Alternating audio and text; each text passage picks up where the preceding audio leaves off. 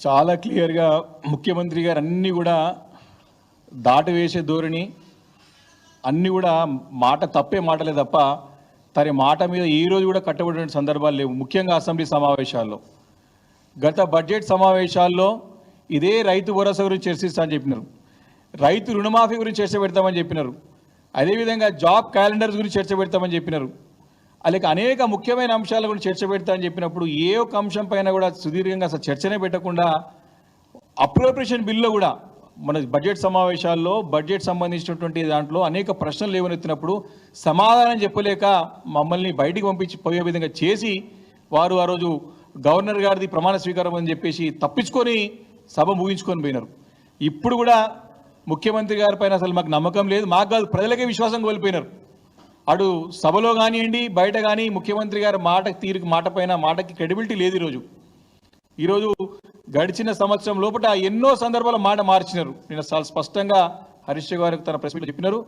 అనేక విషయాలపైన double standard, అనేక విషయాలపైన దాటవేసే ధోరణి, తప్పించుకునే ధోరణి, లేకపోతే ఏదో కొట్లాడబెట్టేసి మరి అరాచకమైన పాలన లేకపోతే అరెస్ట్ చేస్తామని చెప్పి బెదిరించడం, ఇదే తప్ప సరైన పరిపాలన పట్ల వారికి అవగాహన లేదు. వారికి ఇప్పుడు కూడా తెచ్చుకునే ప్రయత్నం చేస్తలేరు. అసెంబ్లీ సమావేశాల్లో మరి అనేక అంశాల గురించి ప్రశ్నలు చెప్పాల్సిన అవసరం ఉన్నది. ఈ అసెంబ్లీ సమావేశాల్లో రైతు భరోసా గురించి చర్చ కాదు. వాళ్ళు 100 రోజులు అయిపోయింది కదా, 320 రోజులు అయింది కదా, 100 రోజుల్లో 6 గ్యారంటీలని 13 కాంపోనెంట్లు కూర్చుంటే 6 గ్యారంటీలు పూర్తి చేస్తామని చెప్పి మాట ఇచ్చినారు కదా. ఖచ్చితంగా దానిపైన కూడా చర్చ జరగాల.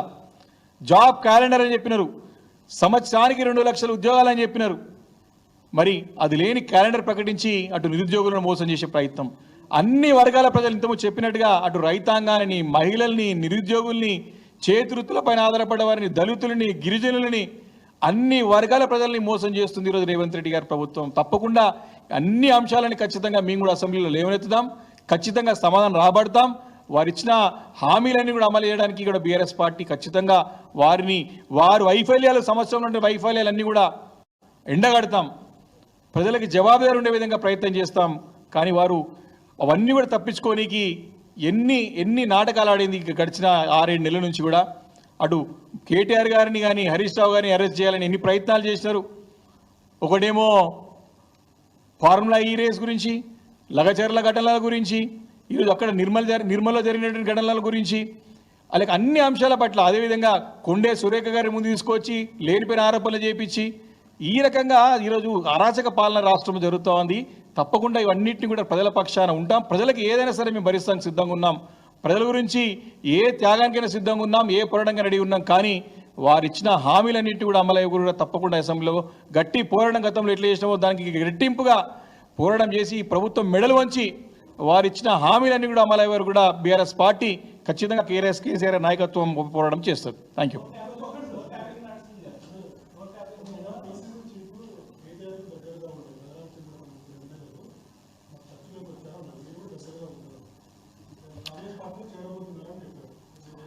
అయితే ఇప్పుడు ఏముంటుందంటే కాంగ్రెస్ పార్టీలు కూడా దాదాపు 5 మంది ఎమ్మెల్యేలు కేసీఆర్ గారు డైరెక్ట్ టచ్లో ఉన్నారు. రేవంత్ రెడ్డి గారి కార్యక్రమంకే అటెండ్ కాని కాంగ్రెస్ పార్టీ ఎమ్మెల్యేలు ఉన్నారు.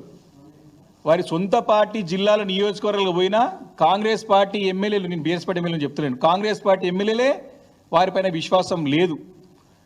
ఈ ప్రభుత్వము ఢిల్లీలో తుమ్మితే ఈడ ముక్కు ఊచిపోయే పరిస్థితి ఉన్నది కాంగ్రెస్ పార్టీ ప్రభుత్వాన్ని. ఇవన్నీ కూడా డంబాచారాలు మీదికి అంత ఉన్నట్టంటే కేసీఆర్ గారు తిడితే నేను బలంగానే నాయకుని, నా తప్ప ఇంకో నాయకుడు లేడని ప్రయత్నంలోనే రేవంత్ రెడ్డి గారు ఇప్పటికి కూడా ఉన్నారు. అధికారంలోకి వచ్చి దాదాపు సంవత్సరం కావస్తోంది. వారి పార్టీకి సంబంధించినటువంటి పనిచేసినటువంటి నాయకులే గాంధీ భవన్ పోయి వారు కూర్చున్నటువంటి ఏజెంట్స్ ఉన్నారు. నల్గొండ జిల్లాకు చెందించినటువంటి ఒక సీనియర్ కాంగ్రెస్ పార్టీ నాయకుడు ఏజెంట్ ఫామ్ తీసుకొచ్చి నేను కాంగ్రెస్ పార్టీ ఏజెంట్గా పనిచేసిన వీరు ఎన్నో హామీలు ఇచ్చినారు, ప్రజలకి ముఖం చూపెట్టలేకపోతున్నా అని చెప్పినారు. సాక్షాత్తు వారి మంత్రి కోమటిరెడ్డి వెంకటరెడ్డి గారు ముంగట్నే సమక్షంలోనే వారి కాంగ్రెస్ పార్టీ నాయకులు ఏ ముఖం పెట్టుకొని మీ ప్రజలకు పోవాలని చెప్పేసి అడుగుతా ఉన్నారు. కాబట్టి ఈరోజు కాంగ్రెస్ పార్టీ పరిస్థితి దిగజారిపోయింది. ఈరోజు వారు కేవలము కాంగ్రెస్ పార్టీకి మూటలు మోయడానికి అటు హర్యానా ఎన్నికలకి మన మహారాష్ట్ర ఎన్నికలు మూటలు పోసినారు. ఇంకా ఏ ఎలక్షన్స్ వస్తే మళ్ళీ పైసలు పోయే పరిస్థితి. ఇదే తప్ప వారి పరిపాలన అవగాహన లేదు. బట్ కాంగ్రెస్ పార్టీ రేవంత్ రెడ్డి గారి పైన వారి సొంత పార్టీ ఎమ్మెల్యేలకి మంత్రులకే నమ్మకం లేదు. తప్పకుండా వారికి నిజంగా పార్టీ పైన ప్రభుత్వం పైన పట్టు ఉంటే ఇప్పటికీ 6 మంది మిగతా మంత్రుల్ని నియమించాలి కదా. కాంగ్రెస్ పార్టీలకు పోయినటువంటి మా 10 మంది ఎమ్మెల్యేలను ఎత్తి కొట్టుకుంటున్నారు. కనబడుతున్నారు ఎక్కడన్నా? ఇంటికి రాణిస్తారని చెప్తున్నారు, బాధపడుతున్నారు, బయట ఎప్పుడు ఏడుస్తా ఉన్నారు. ఏడుపు ఒకటే తక్కువ ఉన్నది వాళ్ళ పరిస్థితి. ఈ 10 మంది బీఆర్ఎస్ పార్టీ ఎమ్మెల్యేలని నమ్మించి పచ్చి బట్ట గొంతు మీద పెట్టి కోసినాడు రేవంత్ రెడ్డి. గతంలో చెప్పిన నేను, పోతే బై ఎలక్షన్స్ అయితే గెలుస్తాడు ఓడిపోతాడు, వచ్చినాడు మనోడు ఓడిపోయాడు, మనకేం సంబంధం అంటాడు, మన సీట్లు కావు కదా అంటున్నాడు. ఇవన్నీ వాస్తవ పరిస్థితులు, గ్రౌండ్ రియాలిటీ. కొత్తగా పిసిసి అధ్యక్షుడు అయినాడు కాబట్టి ఆయన కూడా పార్టీ అధ్యక్షుడు ఏదో చెప్పాలి కాబట్టి ఈ రకంగా వాళ్ళు టచ్లో అని చెప్తారు. వాస్తవానికి ముఖ్యమంత్రి మంత్రులు ఉన్నప్పుడు ఖచ్చితంగా పని చేయాలి, ఎమ్మెల్యేలకు సమానం చెప్పాలా మాకు. కానీ ఆ పరిస్థితి లేదు, ఎందుకంటే వాళ్ళు చేయలేని పరిస్థితులు ఉన్నారు. కాబట్టి ఇవన్నీ కూడా ఊహలే. కానీ ఇది మాత్రం ఖచ్చితంగా ఫ్యాక్ట్. కాంగ్రెస్ పార్టీకి చెందినటువంటి నాయకులు, అనేక నాయకులు మా పెద్ద సార్తో డైరెక్ట్ టచ్లో ఉన్నారు. వారు ఎప్పుడేమవుతుందో తెలియదు, ఎప్పుడేం కాబోతుందో తెలియదు. కాంగ్రెస్ పార్టీ పరిస్థితి ఏ రకంగా ఉందంటే ఎప్పుడైనా కుప్పగూలే పరిస్థితి కూడా ఉన్నది. కాబట్టి ఈరోజు దేశంలో కూడా మొత్తం కూడా వాళ్ళకి అనుకున్న స్థాయి కంటే మహారాష్ట్రలో పోయింది, హర్యానాలో పోయింది, రేపు కర్ణాటకలో ప్రభుత్వం ఎప్పుడు పడిపోతుందో అని చెప్పి వెయిట్ చేస్తున్నారు. దాని తర్వాత తెలంగాణలో అంటున్నారు. రకరకాల ఊహాగానాలు ఉన్నాయి. రాబోయే రోజుల్లో మనం చూస్తాం. Thank you.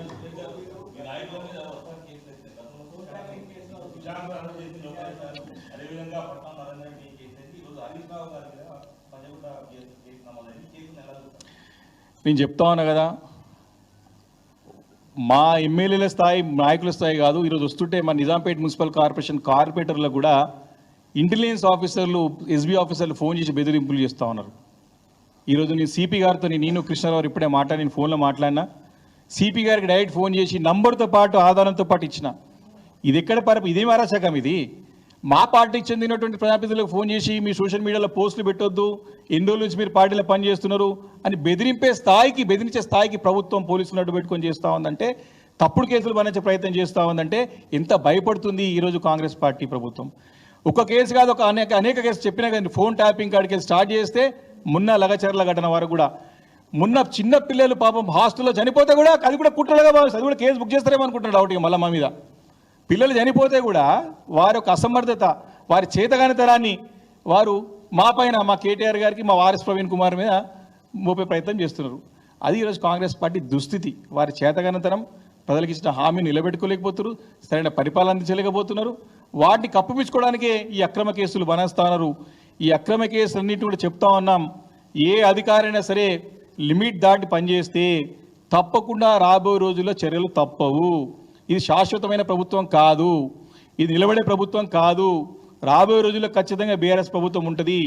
ఎవరెవరైతే విత్ ఇన్ ది లిమిట్ కాకుండా లిమిట్ క్రాస్ చేసి పనిచేసే అధికారి ఏ శాఖ వారైనా సరే తప్పకుండా అన్ని రికార్డ్ అవుతున్నాయి, నోట్ చేసుకుంటాం. టైం వచ్చినప్పుడు మాత్రం తప్పకుండా చర్యలు తప్పవు. Thank you.